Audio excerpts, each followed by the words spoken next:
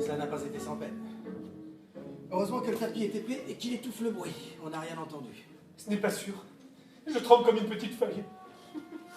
Dieu qu'il fait noir. Faut-il allumer la lanterne sourde? Inutile, il y a de l'électricité ici. Voyons, si je me souviens bien, la cheminée doit être à gauche. Elle était à gauche sur le plan. Et par conséquent, elle est à droite ici. Regarde, c'est plein de bibelots, ne renverse rien. Ah, j'aimerais mieux être perdu dans une forêt la nuit. Dans une grande forêt. Ah, voilà. Quoi? La cheminée. Ah, tu vas trouver un bouton électrique. Allez, fais la lumière. Fiat Lux. Oh, comment monsieur peut-il plaisanter dans de pareils moments? Monsieur ne craint pas. Mais non, allez, dépêche-toi. Très chic, c'est bien cela.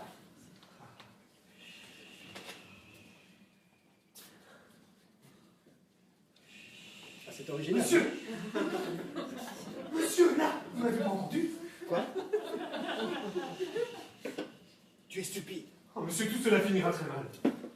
Alors, pose la valise sur le canapé. Il dort profondément. Et même il ronfle. Il ronfle. Monsieur voit que j'ai entendu quelque chose?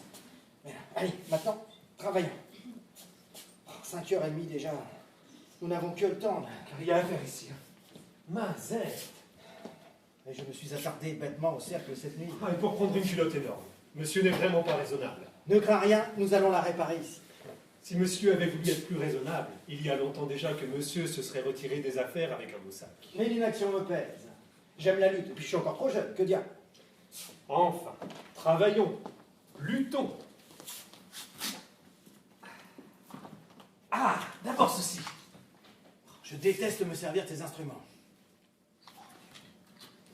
Ah, et cela. À la bonne heure. Allez, dépêchons-nous. Toi, ouvre ce médaillet et emballe dans la valise la collection de médailles, qui est fort curieuse et vaut très cher, paraît-il. Moi, je vais visiter ces tiroirs. Si j'en crois mon indicateur, il y a là-dedans de quoi devenir honnête homme le reste de sa vie. Mais se retirer à la campagne, dans une petite maison avec un petit jardin. Oh, quel rêve, monsieur, quel rêve. Ah, la campagne. Le seuil des portes le soir, les margelles des puits, les bonnes odeurs de foin. Notre marguillier, conseiller municipal. Oh, répartiteur. Voyons. Voilà. De la rente russe, très bien. De la rente hongroise. De la rente espagnole. Ah, du chemin de fer italien. Du tramway de Berlin. Ah, là, ça m'étonne pas qu'il soit si nationaliste, hein. Ah! Des liasses de billets de banque. Et français, ceux-là. Vive la France. Alors, nous compterons plus tard.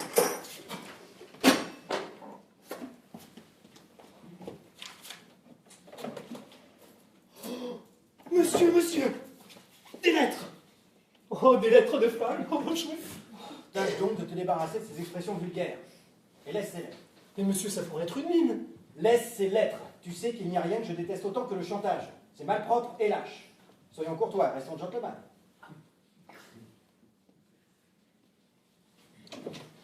Tiens, prends ceci, dans la valise. Et la monnaie pour toi. Ah, merci, monsieur. Ah, c'est sûr que monsieur est un vrai gentleman. Elle est jolie. Elle est admirable. Je la crois de pas jour. Allez, dans la valise. Et délicatement, hein. Et cette tabatière, voyons. Ravissante. Oh, quelle délicieuse époque. Allez, dans la valise. Celle-ci. Non, trop moderne. Eh bien, mais tout cela n'est pas mal. On ne m'avait pas menti. Et, mais voilà une pendule. Une merveilleuse pendule. Sapristi, de premier ordre. Ah, il faut celle de monsieur le Carmondo. Oui. Mais ces petites figures, quel chef-d'œuvre. Et ce perlé. Moi aussi, je pourrais fort bien la léguer au Louvre. Allez, dans la valise. C'est pour la France. Ah, il y a du goût, hein. Il n'y a pas à dire. Comme c'est charmant et rare, un homme qui a du goût. Dépêchons-nous, monsieur. Voilà qu'il est bientôt 6 heures. Oui. Nom de Dieu! Imbécile que je suis. Monsieur! Quoi? J'entendais pas dans la chambre. On marche dans la chambre. Mais tais-toi! Mais si, monsieur, mais si! Mais je n'entends rien! Monsieur, je vous dis qu'on marche dans la chambre. Vite! Fuyons! Sapristi, tu as raison. Trop tard, nous sommes pris. Oh Dieu! Allons, de l'estomac et du chic. Madame. Nullement. Ah, tant mieux. Mais entrez donc, madame, je vous en prie. Vous êtes bien aimable. Excusez-moi de vous avoir si maladroitement réveillé, mais ce n'est pas tout à fait ma faute. Vous avez, madame, des bibelots bien sensitifs, vraiment, et que la plus légère pince monseigneur fait tomber aussitôt en pamoison. Je crois qu'ils sont atteints eux aussi de la maladie, et qu'ils sont neurasthéniques, comme tout le monde. Mon Dieu, il ne faut pas leur en vouloir. C'est bien naturel avec eux, ils sont si vieux. Certainement. À qui ai-je l'honneur de parler? Mon Dieu, madame, mon nom vous serait en ce moment une trop vive surprise. Ah, je n'insiste pas. D'ailleurs, ne pensez-vous pas qu'il vaut mieux réserver, pour une occasion moins étrange et qui ne peut manquer de se produire, une présentation que je souhaite régulière et prochaine? Comme vous voudrez. Et que je puis l'avouer, je ne souhaitais nullement aujourd'hui. Fort bien. Je désirerais, si vous y consentiez, garder le plus strict incognito, jusqu'à nouvel ordre. C'est tout naturel. Ah, entre gens de bonne compagnie, les choses s'arrangent toujours le mieux du monde. Croyez bien que de mon côté. Ah, mais je n'en doute pas. Oui, mais ceci ne m'explique point. Ma présence chez vous, à cette heure insolite et dans ce désordre matinal. Précisément. Et je vous serais gré si vous n'y voyez pas toutefois d'indiscrétion. Aucune indiscrétion, bien au contraire. Votre curiosité est fort légitime. Et je ne songe pas le moins du monde à m'y soustraire. Vous m'êtes très sympathique. Mais grâce. Extrêmement sympathique. Et vous avez un goût exquis. Exquis. Vous me flattez. Du tout, je dis la vérité. En ces temps de moderne style, le bon goût est une chose si rare, et je m'y connais. Je vois en effet que nous aimons les mêmes choses. C'est charmant. N'est-ce pas? C'est un lien moral, une solidarité, si j'ose dire. Mais pardon, puisque vous désirez, et j'en suis moi-même ravi que nous fassions un petit bout de causerie, ne pensez-vous pas qu'il serait prudent à vous de passer un vêtement de chambre? Votre déshabillé me ravit, mais il fait froid ici, et l'on a si vite attrapé cette maudite grippe. Vous avez raison. Veuillez donc m'excuser, Mimi. Je vous en prie. D'ailleurs, il me déplairait fort être avec vous en reste de franchise et de politesse. Madame, Et je me vois forcée de faire prévenir le commissaire de police de votre présence dans son quartier. Oh, pour le principe. mais faites, madame, faites. Pour le principe seulement. Je suis à vous. Pas de chance. Sapristi, c'est embêtant. Oh, je l'avais bien dit à monsieur. Cette fois, c'est fini. Allons-nous-en, monsieur. Par pitié, allons-nous-en. Tu es fou. Mais elle nous laissera peut-être partir. C'est une originale. Elle ne me semble pas méchante femme. Mais pour Dieu, monsieur, allons-nous-en aussi. Non, trêve de jérémiade. Et remets en place tous les objets que nous avons pris. C'est à recommencer, voilà. Mais monsieur est le diable. L'argent aussi. L'argent aussi. Il y a des moments où il faut savoir faire des sacrifices. La monnaie. Ma monnaie. La monnaie aussi. Oh, monsieur. Oh, monsieur. Oh, monsieur. Monsieur, monsieur, monsieur. Oh, adieu, campagne. Adieu, vache. Bourgeon. Mais te tairas-tu? Avec son instruction et son intelligence, monsieur aurait si bien pu, dans une bonne place ou dans une belle affaire, voler les autres sans danger, comme beaucoup d'honorables personnes que nous connaissons, monsieur et moi, et qui sont si tranquilles, et qu'on décore. Monsieur n'est vraiment pas raisonnable. Laissez, je vous en prie, ne vous donnez pas cette peine. Mon valet de chambre fera ça tout à l'heure. Mais, Et il a l'habitude. mais nous aussi. Cela fait. Maintenant, monsieur, je vous écoute.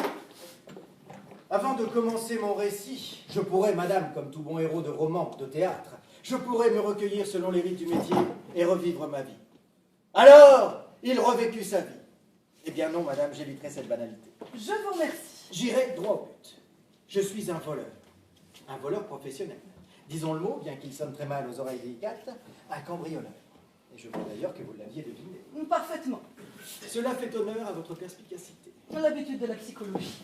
Donc, je suis un voleur. Je me suis décidé à embrasser cette position sociale qu'après y avoir mûrement réfléchi et constaté que dans les temps troubles où nous vivions, elle était encore la plus franche et la plus honnête de toutes. Le paradoxe est joli, mais ce n'est qu'un paradoxe. vous allez voir. D'ailleurs, j'aime assez le paradoxe. Le vol, madame, et je dis le vol comme je dirais le barreau, le commerce, l'industrie, la littérature, la peinture, la finance, la médecine. Le vol fut une carrière décriée, parce que tous ceux qui s'y destinèrent jusqu'ici n'étaient que d'odieuses brutes, de répugnants vagabonds, des gens sans discernement, sans éducation, sans élégance, des gens qu'on ne peut vraiment pas recevoir chez soi. Je vous concède cela. Or, je prétends lui redonner un lustre auquel il a droit et faire du vol une carrière libérale, honorable et enviée. Vous y aurez du mal. Peut-être, comme tous les initiateurs, mais j'y arrive. Cette confiance vous honore. Après tout, il faut s'attendre à bien des choses aujourd'hui. Voyons. Ne nous payons pas de mots, madame. Pas de romantisme, si vous le voulez bien. Et envisageons la vie telle qu'elle est, dans sa réalité générale et quotidienne. Le vol est l'unique préoccupation de l'homme. Vous permettez, et l'amour? Sans doute. Mais pour conquérir l'amour, l'orner de toutes les beautés qui lui sont indispensables, il faut le payer, de quelque manière que ce soit. Or, qui dit payer, dit voler. Amusant, mais spécieux. Ne vous récriez pas et faites-moi la grâce de me suivre. On ne choisit une profession, n'importe laquelle, remarquez bien, que parce qu'elle nous permet, nous autorise, nous oblige même de voler. Plus ou moins, mais enfin, de voler quelque chose à quelqu'un. Vous avez l'esprit trop avisé. Vous savez trop bien ce que cache le fallacieux décor de notre honneur et de nos vertus pour que je sois forcé d'appuyer mon dire d'exemples probatoires et de concluantes énumérations. Je vous trouve un peu exclusif. Mais vous-même, madame, Moi? parfaitement. Votre époux, dont la réputation d'intégrité est universelle, lui qui est une de nos personnalités les plus parisiennes et les plus respectées, n'a-t-il pas été boursier jadis, puis collectionneur? N'est-il pas maintenant philanthrope? Et voulez-vous me dire ce qu'une fortune comme la vôtre, acquise dans ces trois métiers, représente d'actes inqualifiables, de compromissions immorales, de canailleries sournoises ou violentes? Mon Dieu. À un certain point de vue, il y a peut-être du vrai. Évidemment, en nous plaçant sur le terrain d'une philosophie étroite ou d'un idéal sublime, cela peut soutenir. Notez que je ne vous connais pas, je ne sais rien de votre vie. Mais je généralise. Et je dis qu'un homme, par le fait seul qu'il gagne de l'argent, le vole. Ce n'est peut-être une question de dictionnaire, en effet. Vous voyez bien. Mais ne parlons que de ce qui me concerne. Je serai très bref, d'ailleurs. Oh, ne vous gênez pas.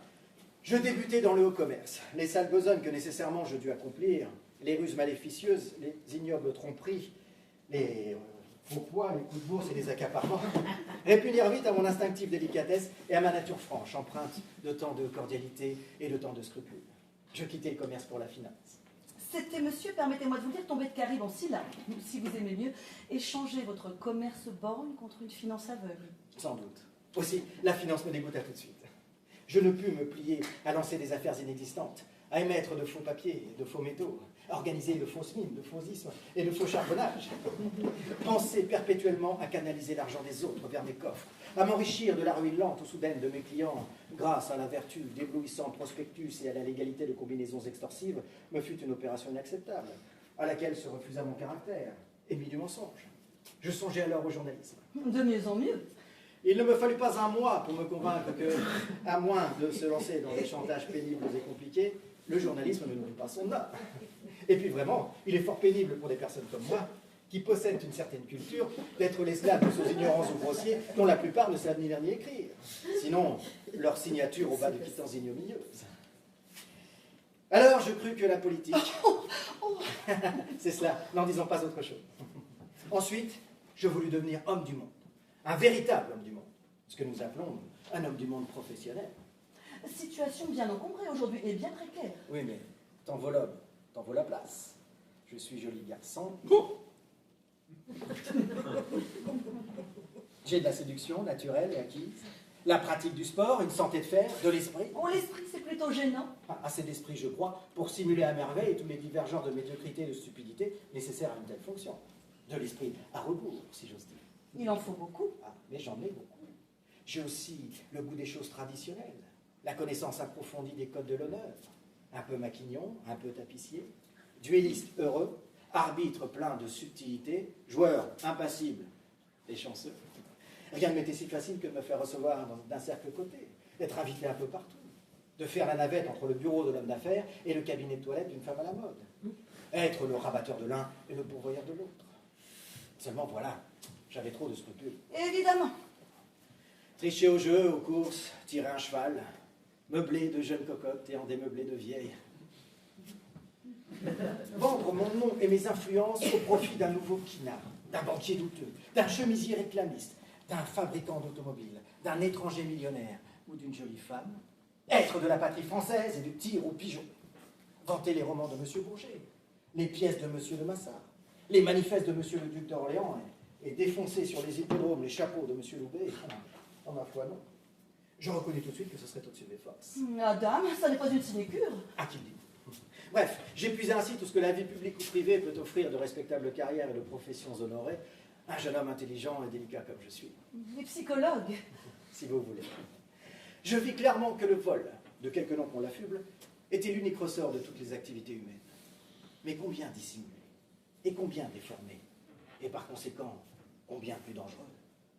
Je me fis donc le raisonnement suivant. Puisque l'homme ne peut échapper à cette loi fatale du vol, il serait beaucoup plus honnête qu'il le pratiquât loyalement, et qu'on n'entourera pas son naturel désir de s'approprier le bien d'autrui d'excuses décoratives et de qualités somptueuses dont la parure éphémère ne trompe plus personne aujourd'hui. Et tous les jours, je volais. Je volais honnêtement. Je pénétrais la nuit dans les intérieurs riches. Je prélevais, une fois pour toutes, sur les caisses des autres, ce que je juge utile à mes besoins matériels, intellectuels et sentimentaux, au développement de ma personnalité humaine, pour parler comme les philosophes. Cela me demande quelques heures. Entre une discussion au club et un flirt au bal, hormis ce temps, je vis comme tout le monde. Mieux que tout le monde. Et quand j'ai réussi un bon coup, je suis accessible à toutes les générosités. Vous êtes heureux? Autant que l'on peut l'être dans cette société mal faite et qui ne vit que du mensonge. Ce qu'il y a de sûr, c'est que ma conscience libérée ne me reproche plus rien. Car de tous les êtres que j'ai connus, je suis le seul qui ait courageusement conformé ses actes à ses idées et adapté hermétiquement sa nature à la vraie signification de la vie. Si tant est que la vie est une signification. Ah, voilà. En somme, la vie n'a que la signification que chacun veut bien lui donner. Peut-être, ce qui reviendrait à dire qu'à force d'en avoir beaucoup, elle n'en a plus du tout. Tout cela est bien compliqué. Enfin, vous êtes presque un apôtre. Mon Dieu, oui. Un apôtre un peu désabusé. Un rôle dangereux, parfois les apôtres finissent souvent très mal. Il y en a qui deviennent ministres, c'est vrai. Mais que voulez-vous? Il y a de jolies surprises, des compensations. Des aventures romanesques, galantes, des femmes, des petites femmes. Quelquefois. Souvent. Ne pourriez-vous me raconter? J'adore les histoires de femmes. Et le secret professionnel, madame? Oh, sans mettre des mots. Eh bien, celle-ci, entre eux. Non la plus curieuse en fait, mais la plus récente en date. L'avant-dernière nuit, je m'étais introduit dans l'appartement d'une très jolie petite cocotte. Je savais, autant qu'on peut savoir ces choses, qu'elle devait exceptionnellement coucher seule cette nuit-là. Et j'avais déjà rempli ma valise de nombreux bijoux et l'objet de prix. Quand soudain, tout à coup, avais-je fait trop de bruit, la porte de la pièce dans laquelle je travaillais s'ouvrit. Et là, bouleversée, terrifiée, les cheveux épars, à demi nus sous ses dentelles, la jolie cocotte apparut. Comme moi tout à l'heure? Ai-je besoin de vous dire, chère madame, que ce fut un moment 1000 fois moins beau et 1000 fois moins émouvant que celui où vous m'apparûtes, nue, vous aussi. N'insistez pas, monsieur. Je n'ai pas les mêmes prétentions, les mêmes ressources que cette dame. Continuez, je vous prie. Brune, Rousse. la couleur que j'aime. Elle était adorablement désirable, ainsi. Sa beauté, le désordre de sa toilette et son épouvante, tout cela m'excita au plus haut point. Instantanément, l'amoureux se substitua en moi au voleur. Grâce, grâce, par pitié, ne me tuez pas, tout ce que vous voudrez, mais ne me tuez pas. Et je tombai aux genoux de cette femme charmante et dévêtue. Je la suppliai de ne rien craindre de moi. Tes cheveux, tes yeux, ta bouche, tes seins, et je l'entraînai, toute frissonnante, dans sa chambre. J'adore les histoires de femmes. Alors? Eh bien, le lendemain, elle ne voulait plus me laisser partir. Elle me disait, avec une reconnaissance infinie, « Toi au moins, mon chéri, tu ne les coupes pas en morceaux. » Bien au contraire. Mais j'en ai d'autres encore plus curieuses. Oh, mes compliments. Ah, vous avez de la chance. J'ai de la logique. Votre métier a du bon. Évidemment, il y a des risques. Quand on le pratique avec intelligence, avec discrétion... Mais n'importe, il a des risques. Mais il a aussi du bon. Mais essayez-en. Oh, changer de vie. Je suis trop vieille, les petits sont pris, c'est impossible. Mais quel dommage. Vous croyez que je le regrette? Mais voici le jour qui vient et j'entends non pas l'alouette, mais ce qui est infiniment moins poétique, j'entends le commissaire de police. C'est un homme charmant.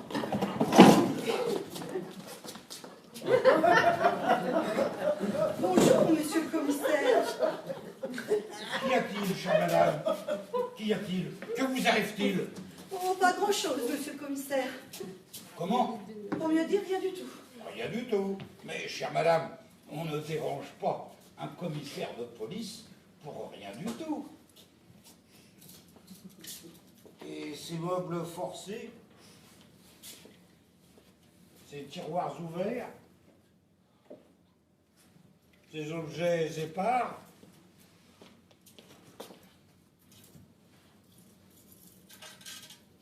un cambriolage peut-être? Une expertise. Et ce sont choses tellement semblables qu'au premier moment, j'ai pu m'y tromper. Comprenez-vous? Oh, je ne comprends rien du tout. Oh, monsieur le commissaire, en général, les hommes comprennent fort peu de choses à ce qui leur arrive. Sans ça, les hommes seraient les dieux. Vous êtes étrange, madame, et je ne vous reconnais pas. Tout cela est fort étrange. Alors pourquoi m'avez-vous dérangé? Pour le principe seulement. Oh, diable. C'est cela. Au revoir, monsieur. Mais madame. Au revoir, monsieur le commissaire. Oh, Au revoir. madame.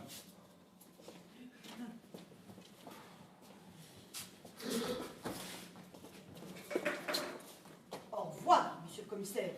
Oh. Ah, non seulement vous avez un goût exquis, mais vous avez un tact. Un tact. Mon Dieu, cela se tient. En vérité, madame, je ne sais comment vous remercier. Du tout, du tout. Le plaisir est pour moi. Oh, vous exagérez. Mais je ne voudrais pas abuser, madame, d'une hospitalité dont je sens tout le prix et dont je garderai un souvenir exceptionnel, croyez-le. Malheureusement, les souvenirs se suivent et ne se ressemblent pas. Me ferez-vous le plaisir de partager mon petit déjeuner du matin? Merci, je ne pourrais. Et pourquoi donc? Mais voilà qu'il est presque 8 heures et je suis en habit. C'est fort ridicule. Je ne voudrais pas vous offusquer par une telle incorrection. D'ailleurs, j'ai hâte de rentrer. On doit être inquiet chez moi. Mais j'ai le téléphone à votre disposition. Vous êtes vraiment trop aimable. Désirez-vous une voiture? Mille grâces, mon automobile m'attend à quelques maisons de la vôtre. C'est au mieux. Une bonne marque, je pense. Excellent. Et vous faites? Du 120. On me rassure. Vous permettez? Joseph! Excusez-moi. Joseph! La valise. Au revoir, chère madame, et toutes mes excuses encore. Alors, au revoir. Non, non, je ne souffrirai pas. Par la porte, cher monsieur. Par la grande porte, si vous voulez bien. C'est vrai. Excusez-moi, l'habitude.